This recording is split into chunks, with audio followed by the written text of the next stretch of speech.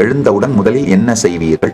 ஆஹா, முதல்ல என்ன செய்வேன்னா யோகாவும் தியானமும் பூஜையும்.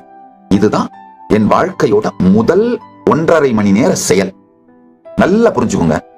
என்னுடைய பக்தர்கள், சீடர்கள், யாரெல்லாம் என்னை நம்புகிறீர்கள், ஏற்றுக்கொள்ளுகிறீர்களோ, ஒரு வாழ்க்கையில நன்மை வேணும் என்ன தேடி வர்றீங்களோ, இவங்க எல்லோரும் தயவு செய்து இந்த ஒரு விஷயத்தை செய்யுங்கள்.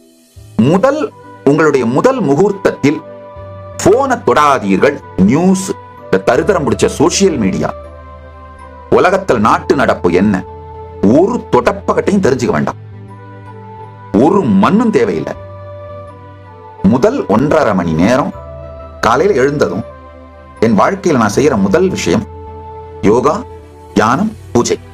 யார் யாரெல்லாம் உங்கள் வாழ்க்கையில் நன்மை வேண்டும், ஏதாவது ஒரு நல்லது நடக்கணும்னு என்கிட்ட வரீங்களோ அவங்க எல்லாருக்கும் நீங்க என்ன வேணா பேர் வச்சுக்கலாம். பக்தர், சீடர், அன்பர், ஃபாலோயர், என்ன வேணா பேர் வச்சுக்கோங்க.